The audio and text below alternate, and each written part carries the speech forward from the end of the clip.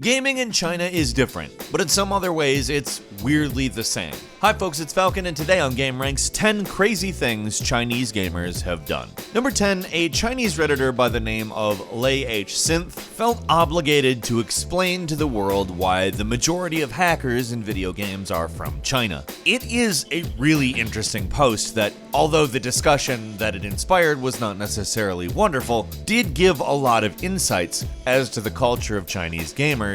In particular, there's a certain dynamic that I think some people here will find relatable. In China, there's apparently a slang for a child from another family, which basically represents an ideal kid who's built up and shown to be better than you in every way. It's essentially an aspirational image presented to children to get them to do better. It is a form of pressure where a fake person is essentially created to compare yourself to, and you're essentially supposed to reach that by any means necessary. Now, when you combine that with the fact that up until 2015, when Steam finally kind of became mainstream in China, video games in China were essentially a pirate's game, and you were playing with not only stolen software, but hacked software. Often you would have the choice of turning on various cheats. This context kind of shows us exactly how cheating, basically any means necessary, may have sort of said, hey, you need to look as good as this person, and it doesn't really matter how. Number 9, after gaming for 20 hours, a man in an internet cafe lost the feeling in his legs and could not walk. He wanted to get up to go to the restroom and, well, couldn't. There was a video posted of the incident as they put him on a stretcher and took him away, where he repeatedly says that he wants to be able to finish his game, which, yeah, there's no word on exactly what caused this to happen, but it ain't good. It may have been the way he was sitting, it may have been anything, but he was there for a long time and didn't want to leave despite the fact that his legs stopped working. That's dedication. Number 8. In China, you can get people to play a game for you for money. I'm sure you can do it outside of China too, but it's cheap there and therefore it is rampant. Outside of China, it's actually pretty expensive to find people to play games and improve your stats for you. People expect certain hourly rates, whereas in China, people are just trying to get by. The practice is known as matchmaking rating boosting, MMR boosting for short, although I would call it paying somebody who's better than you money to play your game so your stats are better. Mine is nowhere nearly as official sounding, however, I think more accurately describes what's going on. You have to remember that in China, people get arrested for selling game cheats, and in some cases, for using game cheats. And while this is not an illegal activity, playing other games for people, it is something they take pretty seriously. They don't like it because they believe that it lowers player skill diversity. But keeping in mind that microtransactions pretty much made it big in this country, because in some ways it was looked at as a status symbol to be able to pay to go further in a game. And for that reason, I find it hard to believe that this method of doing the same thing would be particularly stoppable. Number 7, a guy who was having troubles at home, i.e. fighting with his wife, decided to go on down to the local internet cafe and play a video game for 96 straight hours. That sounds like the crazy thing. It's not though. The crazy thing is that it made them blind. Now, it was temporary, but for playing 96 hours in an internet cafe, focusing intently on a screen in a dark room, not sleeping, I have to say I'm not terribly shocked that this happened. It's also apparently not the first time this has happened to somebody in an internet cafe in China. I don't know if it's happened anywhere else, but let's just say everything involving gaming is a little bit more wild there. And if you're using it as a means to avoid your spouse, I'm sure it gets that much more wild. Number 6, in an internet cafe in China, I am just gonna go ahead and say a lot of these stories start that way. A guy became really mad at his online teammates in League of Legends who caused him to go down in rank in the game. Basically, they made a bunch of mistakes, and because he was on their team, he ended up with a lower ranking. His response was to headbutt the computer monitor that he was playing the game at. Now, if I headbutted a computer monitor, I don't think a lot would happen. I don't think I really have the kind of rage necessary to put my head through a computer monitor, but this guy did. Even more interesting to me is that everybody who would have seen this happen didn't seem to really care. If you look at pictures of this happening, everybody just keeps playing games. They're like, all right, yeah, that happened, In a lot of cases, they aren't even looking at him.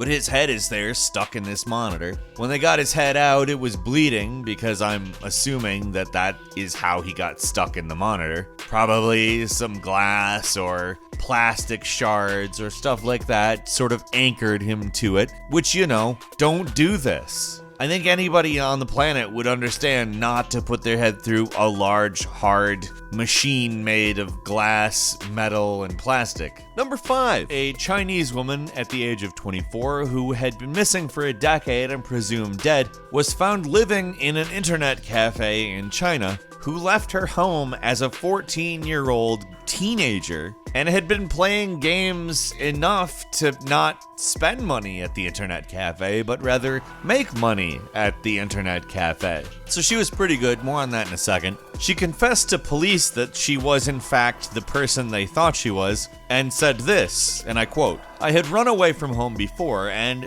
at that time when I tried to ask my dad for some money, my parents wouldn't give it to me, saying I was lying, so I decided to run away for good." She was actually very good at a game called Crossfire, so like the folks we mentioned in number 8, she played it for other people. They would pay her money to do better in the game than they would, or in some cases, just maintain an account for them while they were off doing, you know, life things, I guess. I don't know, I don't want to make any assumptions about any gamer in China at this point, but she actually did meet up with her parents. They had a supposedly emotional reunion and apologies were pretty much given all around.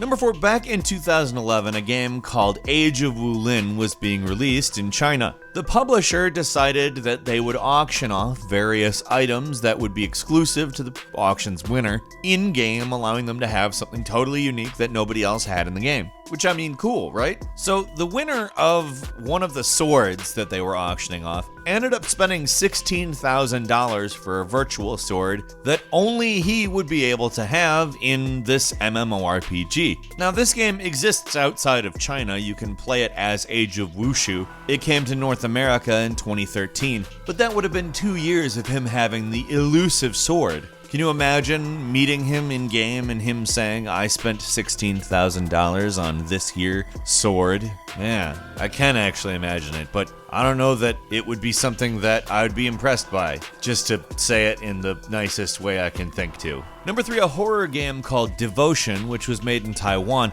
drew the ire of Chinese gamers for containing a Winnie the Pooh meme that mocked Chinese President Xi Jinping. In response, a bunch of outraged gamers review bombed it, which sucks because it's a beautiful game. Like, it's one of those games where they used color in such a way that you just never see in a horror game. I'm actually quite a fan of that game itself, but I find it highly amusing that that was all they had to do to piss off China. They're like, no, our president's good and you will not make fun of him with Winnie the Pooh.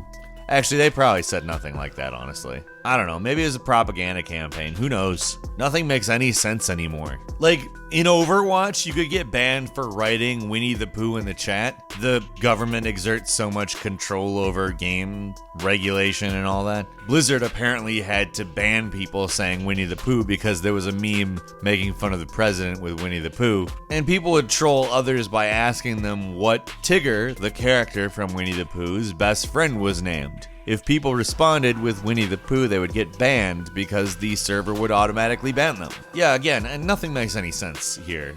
What is this? Number 2, remember how I told you they arrest cheat providers? Well, this is one of those cases. A man by the name of Mr. Pan created a cheat called CSGO Daniel, which I'm just gonna go ahead and say is already silly. Yes, CSGO Daniel, the most dangerous cheat out there.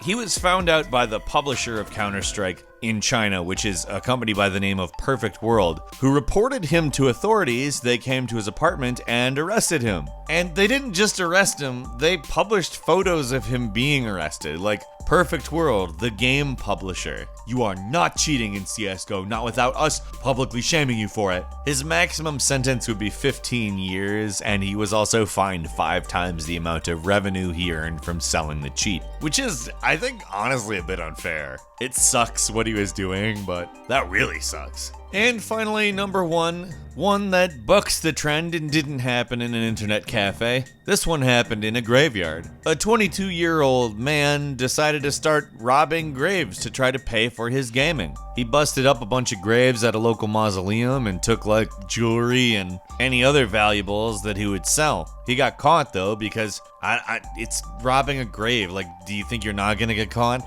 And he never actually was able to get to the internet cafe in China. Although we do know that was the goal. He was homeless. He wasn't gonna go home and play games in his home. No, it was gonna be in the internet cafe in China. A quick bonus for you. I understand this isn't quite a video game, but we wanted to throw it in at least as a bonus. A young woman spent nearly $6,000 on claw machines over the course of about a year and won over 7,000 prizes. And apparently has no more space in her home for those prizes. That's a whole new kind of hoarder right there. Yikes. Anyways, have you done anything even remotely as crazy as anything we said here? Would you get arrested if it were in China that you did these things? Leave us a comment, let us know what you think, and if you like this video, please click like. If you're not subscribed, now would be a great time to do so. We upload brand new videos every day of the week, and the best way to see them first is, of course, a subscription. So click subscribe, and don't forget to click the notification bell. As always, we thank you very much for watching this video. I'm Falcon. You can follow me on Twitter at Falcon the Hero, and we'll see you next time right here on gameranx.